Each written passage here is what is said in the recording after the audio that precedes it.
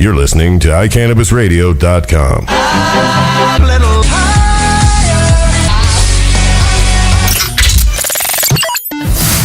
How do I turn it on?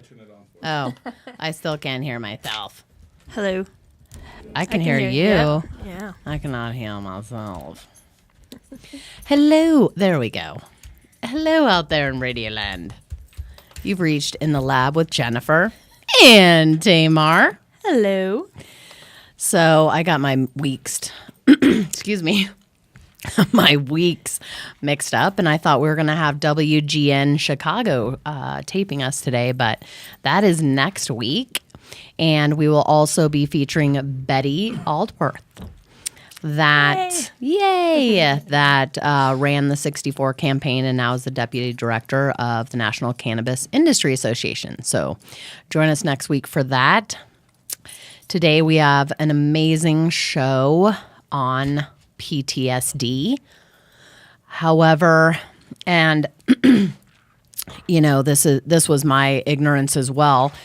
Whenever somebody says PTSD, I immediately think they were in the military. Like combat PTSD. Combat, yeah. So that's what it's called. So, but immediately, you know, it's always been related to combat. So immediately I'm like, oh, did you serve? Well, Michael, that's going to be on today, actually is currently taking medical marijuana for PTSD from sexual abuse. And as we know, sexual abuse is more common than not. And I spoke to this gentleman when I was in Chicago for the NCIA symposium, and it was incredible. I had tears building up in my eyes. I just can't even imagine going through such a thing. So we're going to join Michael in a little bit. But first, we wanted to talk about Boulder and how it is completely underwater right now, which is crazy because where Tamar and I are, we see it raining and stuff. But if we didn't have the media, nobody in Denver would know what was going on in the rest of the state. Well, and recently Aurora was hit, and we had, near where Matt and I live, we had some rivers develop because we live right next to a park and dog park. And there was, a few parks that flooded in Aurora. But you're right. We don't have cable right now. And so Matt and I were looking at some of the pictures of the devastation up north in Lyons and, Boulder County. It is amazing. I mean, I didn't think that it was that bad. I know. It's really scary. It is very scary, and there's 1,200 people unaccounted for up there. Wow, so the number is increased by a significant amount. Yeah, that was the latest this morning when I was at the gym. But it's very scary. I definitely want to give a shout out to Headquarters, an amazing dispensary in Lyons, Colorado. And from what I understand, Lyons has been completely evacuated. It was completely cut off. Some of the most destructive pictures that we looked at, you could see from aerial footage that all of the roads and bridges leading in were completely cut off. They said that it's the biggest National Guard rescue since Hurricane Katrina. That's right. Which is so uncommon for Colorado. I mean, I have to say, we really are storm adverse. I mean, we do get some tornadoes and snowstorms, but usually it's fires. It's definitely not floods. So I don't know about you, but I certainly think that Mother Nature's a little pissed off. I think it's climate change. I also think the sun's poles are about to reverse, and I think that happens every 11 years. So that on top of climate change is what's causing, because climate change isn't just global warming, it's the variability of all types of weather, which I think can sum up what we're seeing right now. Sure. Anyway, so Headquarters is a great dispensary up in Lyons.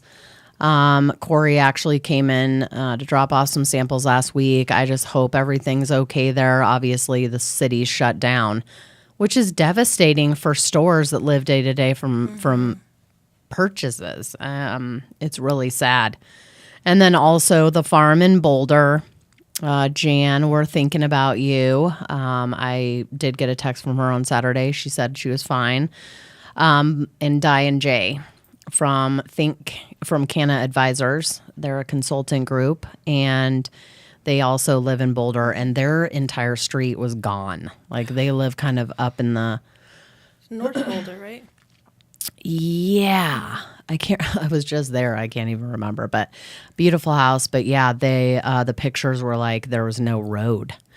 And then you have all these kids that can't go to school, and then the parents that have to arrange for their kids. I mean, this just goes on and on. It's really sad. And all the damage too. They were saying hundreds of millions, if not up to $1 billion in damage repair. I mean, it's a big number. Do they just see? I'm unfamiliar with floods, but do they just they just let the water subside, or do they come in and vacuum it up? I'm not. I don't know. But where would they move it to? I think right now know. it's naturally kind of going east. It's spreading out. But you're right. Where would they?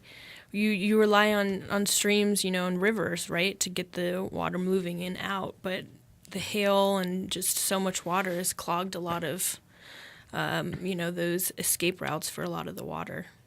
There was a picture on Facebook that showed this lady's house, and it was completely flooded. Mm-hmm. And it said her toilet was like a geyser. They're showing some sewers that were just like shooting out water because it's just so backed up.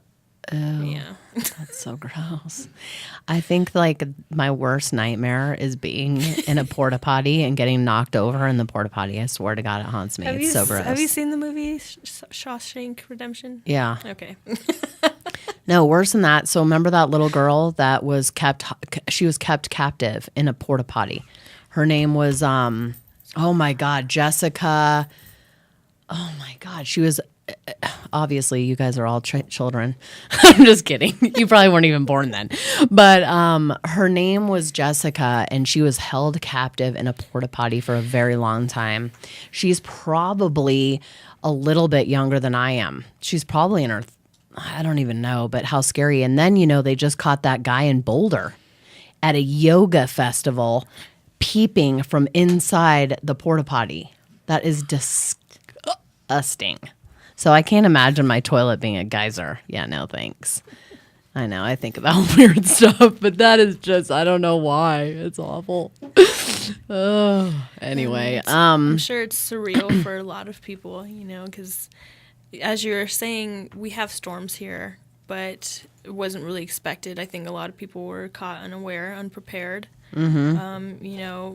It never happens here. And I was reading that some people would refuse rescue. Of course. Yeah, it's just like, all the hurricanes in Florida, people want to stay with their house. It's like, it's just a house. And guess what? You're making it worse for everyone else because guess what? Now the rescue team has to come rescue you that didn't want to leave versus somebody that couldn't leave. It really, that chaps my hide. And I get that it's your house and everything, but again, it's only your house. And there's nothing that you can do at the moment while it's underwater. Exactly. There's nothing. And the chance of, water and all of that kind of stuff. I mean, you're going to have to call somebody to come get you out of there when you, need to eat. Yeah. So it's very scary. So I definitely wanted to make sure we send lots of love to Boulder, Colorado. But the Broncos made up for it yesterday. Did not see that. Go Broncos. Yes, Peyton Manning crushed his brother Eli. Was Gigi wearing her little... Gigi is wearing her Bronco jersey today. Yes, she is. Bronco strong. Nice. The funny thing is, though, is I saw a story that, somebody's going to get busted for calling their strain Peyton Manning and Eli Manning.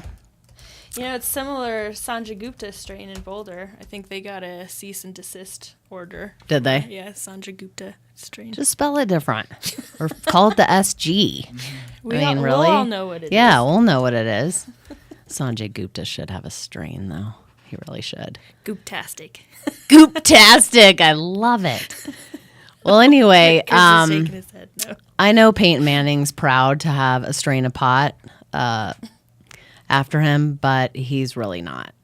He probably is, but he has to say he's not. So evidently they'll be taking down those strains very soon. But anyway, so Chris posts on Facebook, at it again. Cannabis Radio. All right, so we are going to, I wonder if we should take a break and then call him. We're a little early for a break. You can take an early break and then give him a call. Yeah, let's do that. Okay. We'll be right back. Cannapunch is a delicious and effective medical marijuana beverage proudly made right here in Colorado. Each bottle is freshly infused with 100% pure flower extract from the highest grade marijuana plants available today. Using proprietary extraction methods, every bottle of Cannapunch is consistently and reliably infused with an exact milligram dosage that you can count on to relieve your symptoms each and every time. Cannapunch is delicious. There's never any medicine-y taste. We use only 100% cannabis flowers. No trim or byproducts are ever used in Cannapunch. It does not require refrigeration and comes in convenient, resealable multi-dose bottles from 60 milligrams to 200 milligrams. We have drinks with dosage that works best for you. Cannapunch is available in a variety of delicious flavors like black cherry, watermelon, pineapple mango, and blue raspberry. And we now have strain-specific beverages available just for you. Cannapunch is delicious, convenient, consistent, and effective. Give it a try and experience the Cannapunch difference. Call Canisher at 1-800-420-5757 for all your insurance needs. Canisher understands the risks you face each day, and we are there to protect your business and your investment. Since 2010, Canisher has been serving the cannabis industry nationwide. Call Canisher at 1-800-420-5757 or visit us on the web at canisher.com to learn more about our insurance and risk management services. Proud member of the NCIA. I'm Gary Johnson, and you're listening to iCannabis Radio, and I want to say, talk it up, Colorado. I think they just let me talk this whole segment with something in my teeth. Hi. Okay. All right. So it's a weird energy around today, but we are calling Michael from Chicago.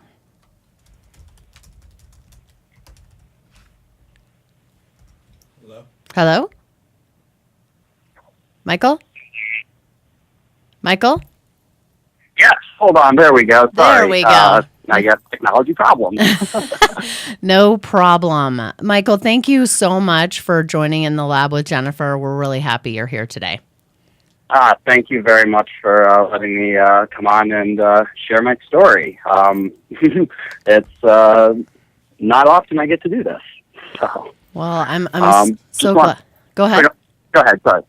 I'm just so glad that you, are coming on with us, and I'd like to talk a little bit about how you and I got together. Is that okay? Yeah, that's totally fine. Okay. So I'm blessed. My father is very supportive of my use of medical cannabis. He really saw what the prescription drugs were doing to me, and had enough. So as we have been cultivating here in Illinois, we had sort of been wondering, going, what are we really working with here? And he called you. And we got together, and it was a really eye-opening experience. It's not every day that you get the chance to figure out just what you are actually working with. Because here right now in Illinois, the access to medication is iffy at best, unless you're willing to grow your own. You're really taking a chance here. There's a fledgling concentrate industry here, and I'm sure you can imagine that's mostly butane based. So, that's a bit of a problem. Yes. So, plus, unless you are growing, I imagine that that's coming from Mexico, and any marijuana coming from Mexico is probably just soaked in pesticides. I can't even imagine it. It's garbage. It really is. As someone who has done extractions before, I have, witnessed purchased cannabis come out in a black goop, where that's not what it's supposed to look like.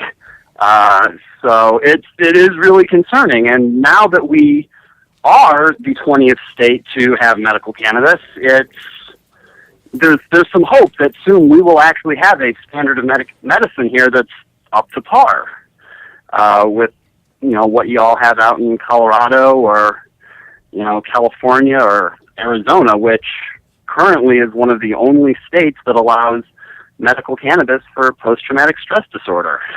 I know, isn't that crazy?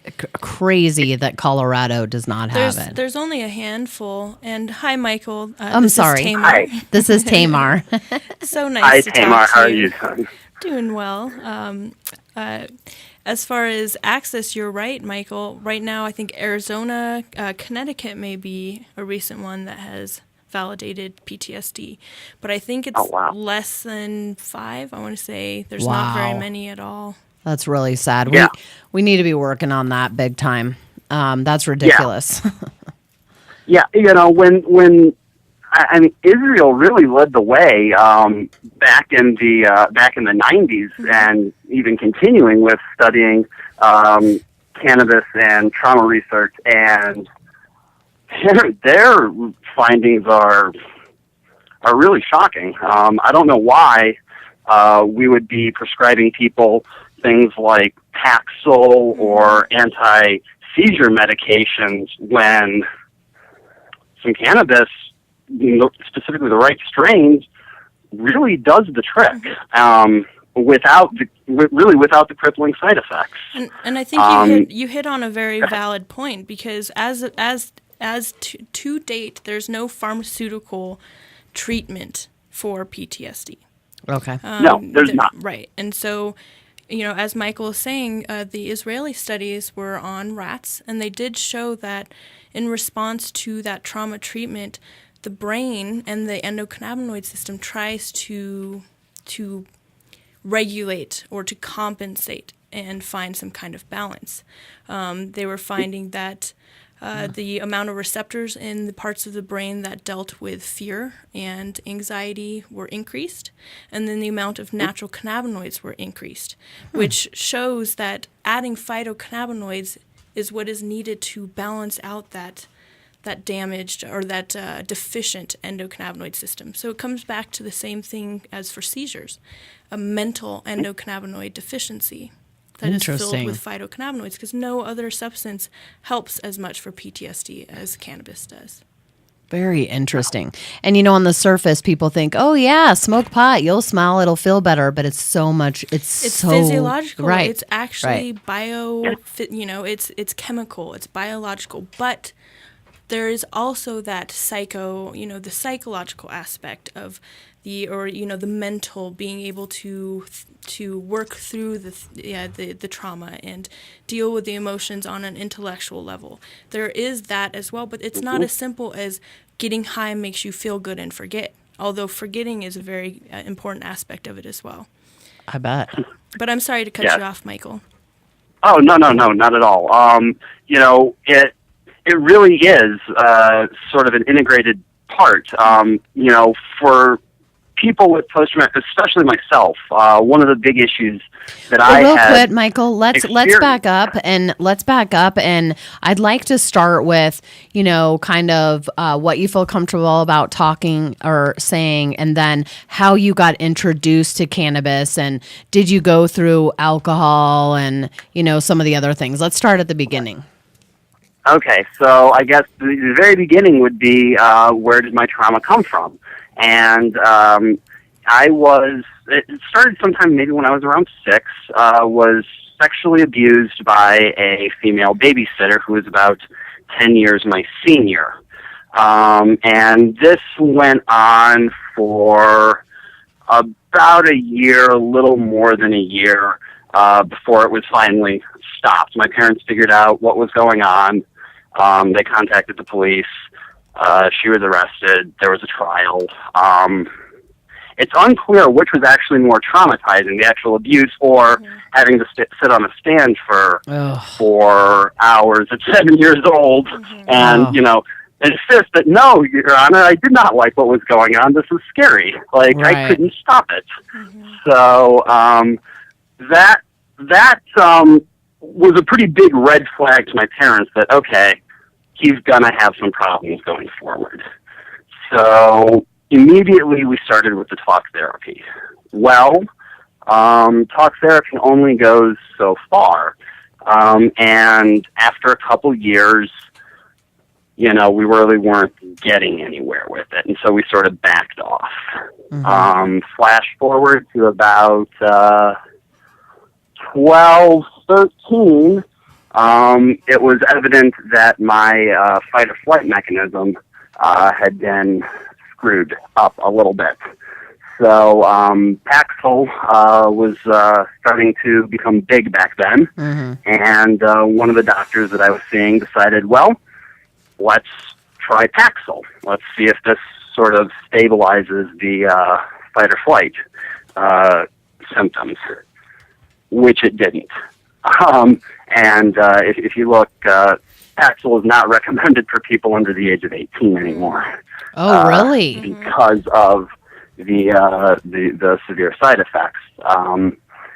It can, with once you stop using it, it causes a person to become worse than they were when they originally went on it. So we started. We tried Paxil right at 13 and stopped because it was scary. My parents were going like, "Whoa, this is causing our child to not be who we know." So we backed off of that, and high school-ish age. Kids start smoking pot, listening to Fish and stuff like that. Right. And I'm starting to go through, I'm starting to experiment. And I go, some of this stuff actually is causing me to relax. Like, I'm not looking over my shoulder. If somebody brushes up against me, my heart doesn't race, and I'm not, do I need to defend myself? And, it got me thinking, maybe there's something to this. I have an uncle who is a Vietnam veteran, and bless his soul, I can't tell you what the things he went through, but he smokes. And I started putting two and two together. And shortly after I got out of high school is when my problems really started flaring up. I was unable to sleep. I was really unable to eat. And this is sort of the time where my parents were going, marijuana is bad. This is a drug. There's dependency issues, et cetera, et cetera. Never mind that I was taking lorazepam, Klonopin, it's an untold list. I struggle to think of them to try and control these symptoms. Well, what's that? I would call that a dependency right there. If I ran out of or didn't have them, I was a wreck. So about 23, 24, the doctor that I was seeing, we sort of threw our hands up and we're going, okay, this, nothing we're trying is working here. The post-traumatic stress disorder, your diagnosis, we should have been able to at least make some headway here. Sure. And we're getting nowhere. I was unable to open up to even start talking about it because I could barely even talk. I couldn't drive. I couldn't get out of bed until 11 o'clock in the afternoon because the medications I'd taken the night before had wiped me out. Yeah. So it was about that time that this doctor said, there's some stuff going on in Israel. And I go, yes, there is. I've been following this. And it was at the end of his career, and he said, unfortunately, legally, I can't do this, and I can't, there's really nothing I can do. He said, but if you can find the right type of cannabis, I think that this is going to be something that would help you. Wow. And shortly after that, he retired and passed away. So, and I've been on my own ever since. Oh. So, it's finding that those particular strains has always been a challenge, and then being able to maintain them. That's the biggest. And it is, because being able to get the genetics that you want in Illinois is almost friggin' impossible. You can't, at least now, you can't do it. And for someone like myself, once medical cannabis does go through, it still will not be available. I know there is some talk about having post-traumatic stress disorder added to the list here in Illinois, and I hope they do that soon, because I would like very much to step out of the shadows here, and actually have access to more specialized medicine. I currently am only working with one strain, and at least it's a good one. Thank you very much for confirming that. Wish there was more CBD in it, but I guess I can't complain considering what else is around. Yeah, and you'll be surprised. I mean, as soon as it starts getting started there, the industry, there'll be some good genetics out there. It's just a matter of time. But we're not sure when, because even Arizona doesn't have any good CBD genetics right now. I mean, very little. Yeah, and how are states going to be able to share their genetics?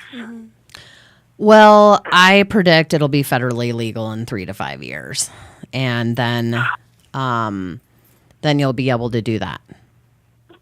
I mean, that is a big relief, because travel, and cause right now you can lose your job for being a medical patient, and I think that's true everywhere. And I'm curious as to why that is. A person who takes lorazepam, if they take too much of it, is going to be just as impaired as somebody who maybe, ate one too many Chiba Chews in a sitting. And, we're going, oh man, I don't think I can get off the couch. Right. It's kind of crazy, because just because you have the metabolites in your system, that doesn't necessarily mean you're impaired. Well, it's 80 years of propaganda. Unfortunately, it is. It's literally 80 years of reefer madness, and the government feeding us what they want us to know, it's and misinformation, but also holding back of the case studies that can actually shed light onto all the science.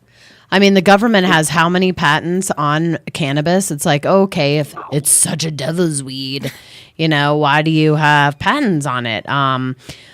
It's very incredible. And, when Michael, we test for, Can Labs test for children with seizure disorders. And, it's hard to talk to parents sometimes, because there's like, will my kid get high? And I'm like, your kid is high right now off all the toxic chemicals, whatever they're taking, they're high right now, guaranteed. Yeah, so absolutely. Let's not kid ourselves. And you know what? If a kid has been having 100 seizures a day and then finally isn't, who cares if they're a little high or they have a little euphoria? What's the big deal? And they don't know that as a high. They don't know that. No, they don't. I mean, since when is since when do all side effects have to be negative? I mean, what? Right. There's a really big one that comes to mind. I think we talked about this, Jennifer. Some scientists are developing a pill to increase blood flow. And they've found out that, oh, wow, hey, this has some really pleasurable side effects. And now we have Viagra. Now we have Viagra. So, yeah. You know, if it makes you want to eat some Doritos after you take it, okay, I said if that's the worst that's going to happen, sign me up. You know, I can tell you about waking up in the morning not being able to generate spit, you know, from taking pills. Right. Absolutely. Talk about the side effects. And the side effects, too, it's been shown that you build kind of a tolerance to the negative side effects. You know, so short-term memory. I mean, when I first started smoking, it was really rough on me, really, really rough. The only reason I kept going is because I knew it was helping me, you know, and I was studying the science of it as well. But you're right, the side effects, the negative side effects do go away over time. And then as far as side effects, what are you talking about? Sometimes I get sleepy. You know, it's like the high, you're right. People point at that and say, oh, it's bad. Well, there's a difference between a cannabinoid high and a high from every single other pharmaceutical, period. Yeah. And so if you had to choose between the two, the cannabis high helps your brain. It is neuroprotective. It helps your brain. There's no arguing that. Absolutely. So I mean, which would you pick? Right. I'm a lathe operator. I make parts that go into particle accelerators, and I have to take my medication in the morning. And I can tell you that the people I work around have absolutely no of course not fear or issue, because they go, you're a medical wait, really? You're right. You using them, really? And I go, yeah, Yep. Actually I do. Do you see any issues with this? And it's no. Well, So- here's something that I think helps people get around the drug test, and that is just go to your doctor and tell them you need Marinol. Then it's in your system, and so if somebody, a boss or something, says something, you can just say, "Yeah, I'm on Marinol."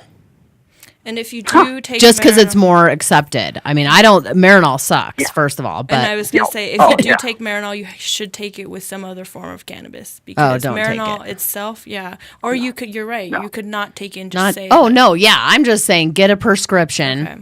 And don't take it. Waive it. And waive it, and literally just so if somebody says something. I mean, this comes up a lot, and you know, a lot of these children that are getting treated, they can't even tell their full-time doctor because of liability, and so then those doctors will drop them if they know that they're getting cannabis, so they have to lie, and then it's just. You know, then we're not getting anywhere with really what's helping in these children. The doctors think, oh, it's a miracle that these, it's the radiation, it's the chemo with some of these cancer kids. And it's like, no, it's not. They'd prefer to believe it was a miracle than cannabis. They would. You know, and what's insane is medical doctors are taught to look at the harm versus benefit. When freshman year. But I mean, right? In all pharmaceuticals, there's always a balance. You know, cannabis is the only non-toxic, safe medicine. It is the medicine of the future. And there's still, doctors are coming around, but you're right. The typical doctor, it's almost like you have to hide the supplementary treatment that you're doing with cannabis. I mean, right. it's No, you do, and it's awful. And listen, Michael, we have to take a break, but stay right there, and we'll be right back, okay? All right, sounds good. All right. Tired of dispensary hopping? Trying to find quality meds? Look no further and get to know Greenworks. Our shops are stocked with over 20 strains of organically grown meds, including R4, the highest tested CBD strain in Colorado. Yes, we back up our quality with testing. While Greenworks offers only the highest quality meds, we don't believe in high prices, with eighths ranging from $20 to $40 and ounces capped at $175. With 2 centers in Denver and 1 in Glenwood Springs, we're likely closer than you think. Call 303-647-5210 to find the location nearest you. The Law Office of Edson, Maton, and Matz provides criminal defense, family law, medical marijuana defense, and advice about setting up and running a medical marijuana center, optional premises cultivation operation, and infused product manufacturing businesses throughout the state of Colorado. We're focused on providing high-quality service and customer satisfaction. We will do everything we can to meet your expectations. WarrenEdson.com. Edson, Maton, and Matz in Denver, 303-831-8188, and in Aspen, 970-948-7183. WarrenEdson.com. Green Faith Ministry is for spiritual guidance, MMJ information, and networking combined with compassionate care on the way to enlightenment with all Green Faith sacraments. Green Faith provides charity assistance, including medical and food throughout the year. Contact them at greenfaithministry.com. All right, Michael, you still there? Yep, I'm still here. Sorry, I usually break really fast. That's okay. Anyway, That's okay. So Tamar and I were talking about how my ignorance that as soon as somebody says PTSD, I think of the military. And that's what I said to you, thanks for serving. And you're like, well, I've never been in the military. So, I really thank you for coming on. There are several different PTSD, and Tamar was telling me how, then the soldiers have combat PTSD. Mm-hmm. And then what kind of PTSD you have is what again? It's pediatric maltreatment related PTSD. And maltreatment is supposed to encompass multiple types of abuse and neglect happening during childhood. Okay. And you knew that, Michael? Yes. That. One of the other ones that had been sort of earlier on, they had called it more of a complex post-traumatic stress disorder. There's not really one incident we can pin this on. Mm-hmm. So, and what's also unique about it is, for the most part combat PTSD is a more mature mind. I know that in our past wars, kids as young as 16 could serve, but right now it is a bit older. Versus the pediatric maltreatment PTSD, that's happening while the child's brain is developing. And so you're looking at something completely different. And that word complex is definitely, it's fitting because it is complex because your brain is growing around this kind of trauma and it's changing. The biochemistry is changing. Yes. And, it's very evident. You can see sort of in, looking back in my history, as I've grown up and sort of development, where it's affected. I had read in one study where they had found that people who are sexually abused around 6, 7, 8 go on to develop difficulties with mathematics later in life. And I only read this a year or two ago, and I never made it past algebra in high school. I struggle with math. So, and is that because it affects a certain part of the brain where numbers and? Well, it's almost like there's more emphasis and focus on the part of the brain that is involved in the trauma. And so what Michael is saying, I've read that same study, actually. I read another one that was talking about the 5 types of abuse: physical abuse, physical neglect, emotional abuse, emotional neglect, and sexual abuse. And the more types of abuse you have, it was like up to 800% more likely for stroke, cancer, heart attack, obesity, drug-related issues, suicide. I mean, I read that study when I was in my early 20s, and that was what got me on the path of helping myself. I also have a background of abuse, and I too have found cannabis helps me. It's the only thing that helps. And I want to, there is hope because you're right, Michael. Those other drugs were scary to me. You don't feel like yourself. You feel like a zombie. No. Cannabis works with your own endocannabinoid system. It is the only thing that has helped me heal and put things in perspective. And mentally, cannabis and CBD can actually block that fear mechanism. And so the night terrors, waking up when you're asleep, your mind can't block that kind of trauma.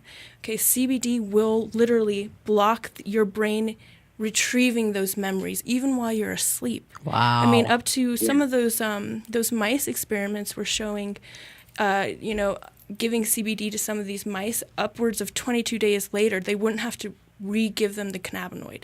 That one dose was enough to protect them from retrieving the memory. And that's just one study.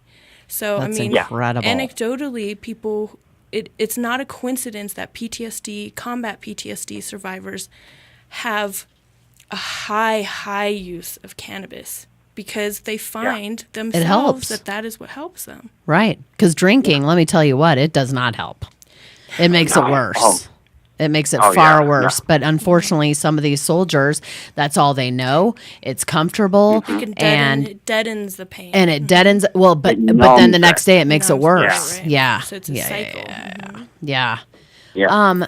Now, Tamar, when did you discover that cannabis was like? What were you going through when you started using cannabis, or how did that all come about? And when did you know, wow, this is helping my PTSD? So my story is a little bit different than Michael's. Unfortunately, my abuse went from 4 to 15, a very long period of time. It wasn't spoken about. Even I had never told anybody, period. I grew up in a very religious family. It just wasn't talked about. So I started having really bad issues in my early 20s. And after I'd done a lot of research, I know now it's because the human brain doesn't complete development until, in some cases, 25, for some people. But the adult brain, when it's been abused as a child, has to come to terms with that, right? Because children don't necessarily know what's happening to them, especially in my case where I was very, very, contained. I didn't have a large worldview because I was kept. They isolate you. Right. Yeah. And so in my early 20s, I mean, similar to Michael, couldn't sleep. It's like personal relationships suffer. Every aspect of your life suffers. Fear, your fear mechanism is highly heightened, and unfortunately for women, because our hormonal system is linked to our cannabinoid system, and it is an endocannabinoid deficiency that perpetuates PTSD. They actually recently. A study from New York has shown that the human brain, when it is traumatized, does compensate by producing too much receptor and too little natural cannabinoids. And so when I was growing, into my early 20s, I knew that it wasn't normal. At that time, I knew what happened to me was not right or normal. And conversely, I was taught that marijuana was bad. It's a devil's weed. It'll what was the saying? It'll make you stupider and lazier. But I was taking my organic chemistry and biochemistry classes, and that's where I learned about the endocannabinoid system. And Really? That really triggered my interest, because for me, I had a very inquisitive, scientific mind. I wanted to know why, all the way down to the root cause. So why would humans have this receptor system if there wasn't a reason for it, right? And why would we make natural endocannabinoids if there wasn't some function for those molecules? And I hadn't smoked. I actually didn't start smoking till I was 23, pretty late. And as I said, at first it overwhelmed me, because it was... Women are much more emotional. I mean, we all know that. Our hormones are different. They affect cannabinoids' development differently. And unfortunately for PTSD, women are 2 to 3 times more likely to have severe anxiety issues develop. And again, it has to do with hormones working with the cannabinoids. I found that after I got over those acute side effects, like... At first, I felt like I couldn't move, overwhelming. I noticed that it helped me. I could sleep. I was more patient, because that's another pitfall is easily angry. You know, like you have the anxiety Sure, and fear, but 'cause you're it's in also there. irritable. It helped me balance my emotions. It helped me kind of come to terms with what had happened. And also cannabis gave me a purpose and an outlet for my scientific mind. I've been studying cannabis for, believe it or not, 12 years. Wow. And That's pretty awesome. Not even 30 yet. It has literally saved my life. That is it so led me to awesome. my husband. It led me to my career. And I really want to spread that cannabis is the medicine of the future. It can help so many different types of people. I'm a completely different person. One of the biggest things that cannabis has helped me do is that fear extinction that I was talking about. I don't think about it, right? You know, I don't think about what happened to me anymore. It's a way of healing that part of the brain, I think, and it helps you move forward. Move forward. I was just going to say that. Because unfortunately, the brain doesn't recognize the difference between physical pain and emotional pain. Physical pain, you bump your knee, you know, and then that whatever instigated it has stopped, right? Right. With emotional pain, you can think up the cause over and over again. Oh, yeah. And set that cycle over and over again. You bet. And so cannabis really mentally helps you cope, but physiologically it stops that molecular cycle. It stops that part of the brain from, I was telling Matt in the car, I look at it as an autoimmune disorder of the brain. PTSD, right? It's that self-attack. Right, it's a self-attack. Because you do have that memory in there that is extremely painful. And how does your body cope with that? Right. It tries to attack, and your entire system is out of whack. So, you know, personally, I found it's the only thing that's helped me. It's brought me peace. I consider myself mentally stable. I mean, Definitely. Jen, I've known you for a couple years, and you didn't know. I didn't know until Michael, literally, we were just sitting down talking about you and the show, and she told me, and I'm like, oh my God, like nobody knows this. And she is very, like you would never know. She is such a happy person, all the time, calm, collected. And that's why I started smoking pot, is so I could be calm and collected. Yeah. And it's great to it's great to hear other stories like that. You know, that it does provide that relief. Michael, real quick, we got to take a break, and we'll come right back. Okay? All right. Go for it. Thanks. Blue Sage Microbes unveils the ultimate in superior soil, Ideal Soil, a 16-quart bag of the best growing soil ever engineered. Superior plant health and vitality is a direct result of the structure and chemistry of your soil. How good is your growing soil? Is your growing soil really balanced? How do you know? Well, Blue Sage Microbes has a newly designed growing soil that is the most advanced growing medium ever offered for cannabis cultivation. This is the only brand in the marketplace that provides growers with an ideal soil structure designed to work specifically with their cultivation systems. You will have your best grow results ever. Call now for a special introductory offer, 888-959-8551, or log on to bluesagemicrobes.com and experience a new level in growing. That's 888-959-8551. Independent Records and Videos has been your locally owned and operated choice for music, movies, and lifestyle accessories since 1978. Independent Records and Videos has 7 locations from Denver to Colorado Springs to Pueblo to serve your entertainment needs. Whether it's vinyl, CDs, DVDs, books, smoking accessories, or hundreds of other fun and fanciful items, Independent is ready and waiting to make your dreams come true. We are always buying, selling, and trading vinyl, CDs, books, and DVDs, so sell yours and buy ours. Independent Records records and videos. Your entertainment headquarters. Check us out at beindependent.com or on Facebook. The National Cannabis Industry Association would like to thank its members who represent the leading professional businesses in America's emerging legal cannabis market. NCIA is the only organization that has unified legitimate cannabis business across the nation to fight for real reform in Washington, D.C. For more information or to make your business a member, visit us online at thecannabisindustry.org. Not there. All right, and we're back. Michael, are you there? Yep. I'm Okay. still here. So, Michael, do you ever read Eckhart Tolle? I do not. A New Awakening, The Power of Now. So, what we were just talking about is any time that you get stressed out, if you can just concentrate on the present moment, it's usually the past or the future that stresses us out, and we are the ones who consistently think about bad things and torture ourselves, and that we're the only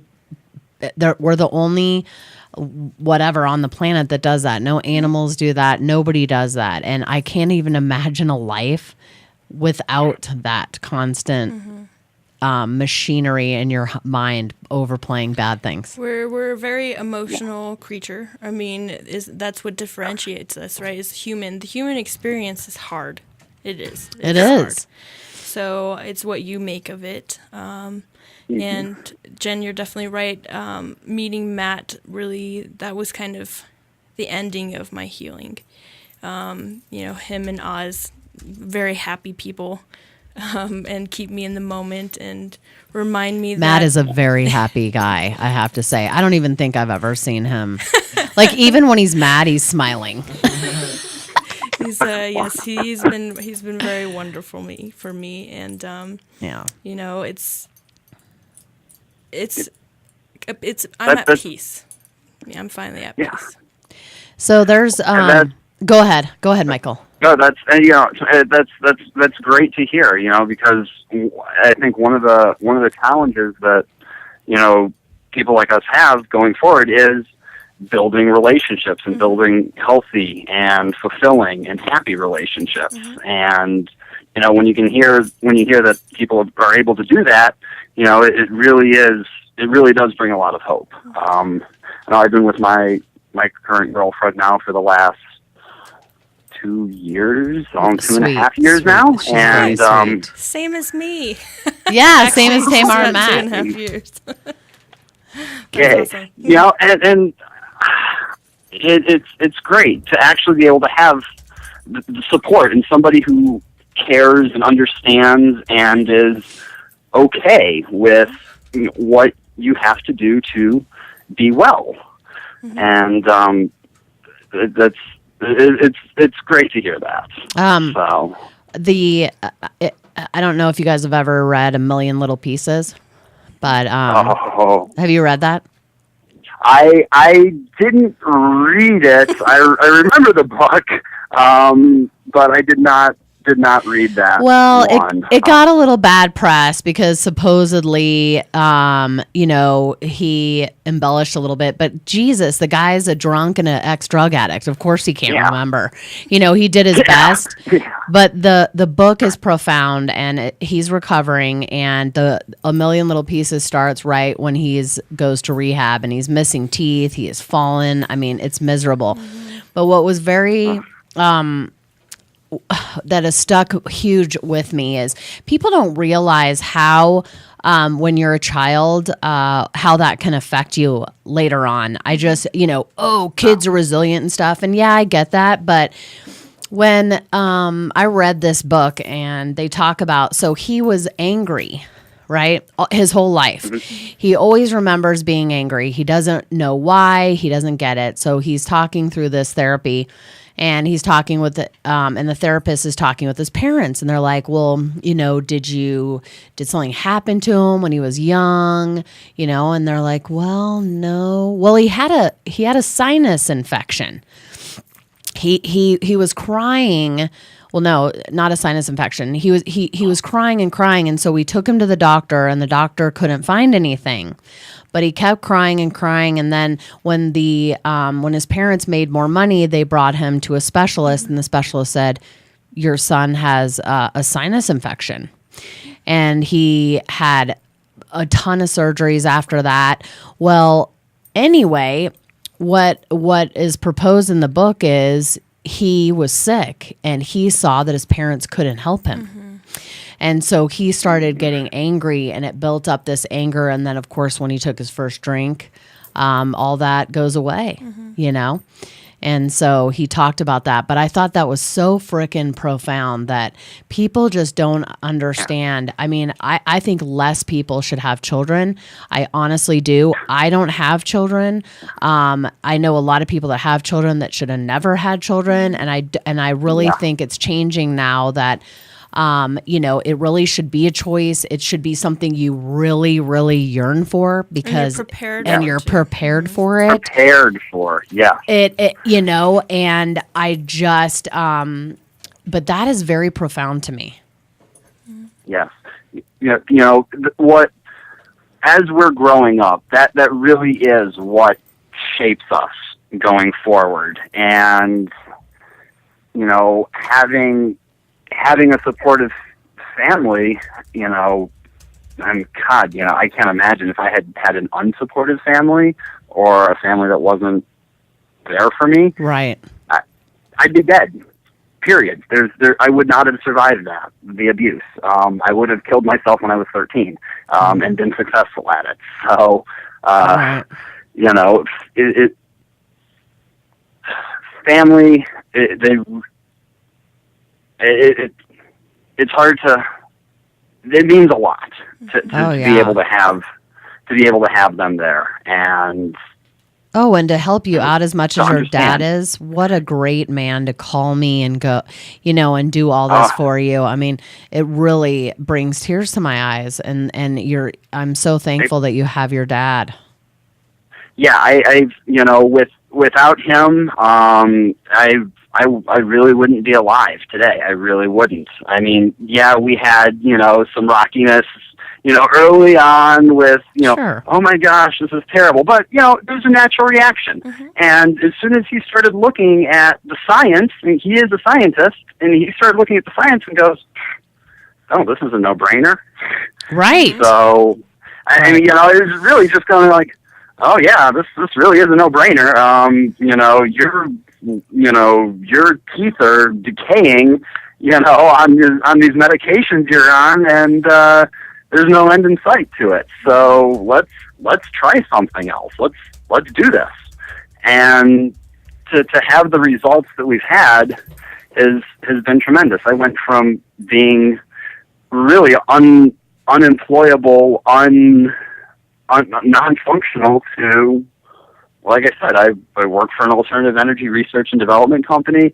I have my own house. I've been in a relationship for 2.5 years, and I really owe it all to the support of my family. A lot of parents would not have put up with this, and a lot of parents really would have just, you know, turned their backs and turned their heads and gone, oh, too bad, not our problem. Right.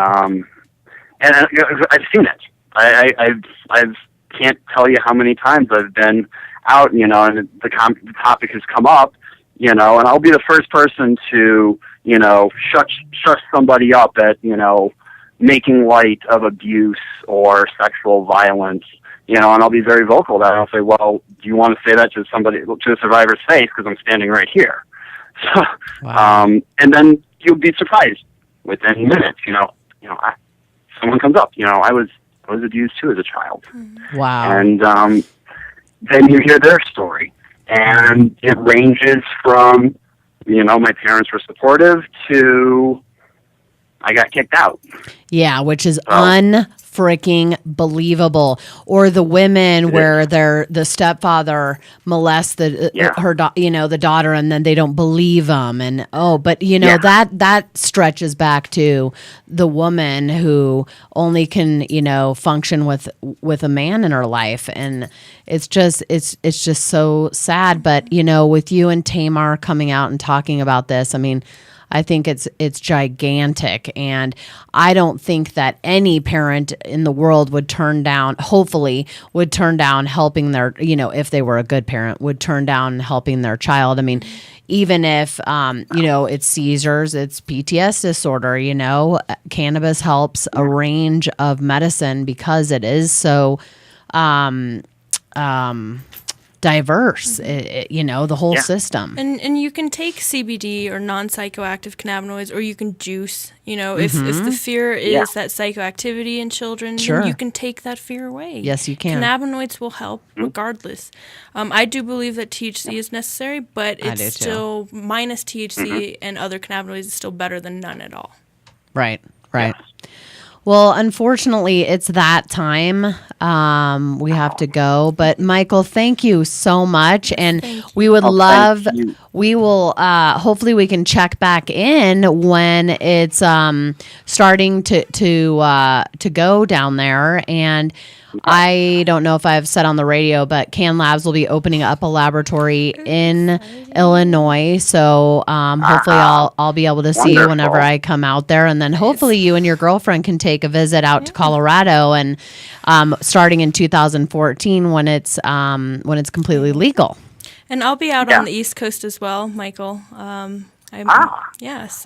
we'll keep in touch. I was going to say, please keep in touch as you come east, and let me know. I'd love to meet you in person, and would love to come back out to Colorado. Yes, definitely. So, All right. Well, thank you so much, Michael. And thank you very much. Next week we'll have Betty Aldworth on, and WGN Chicago will be taping, so it'll be very exciting. Anyway, everybody have a great day. And again, love goes out to Boulder, Fort Collins, Lyons, and all those areas out there. Take care.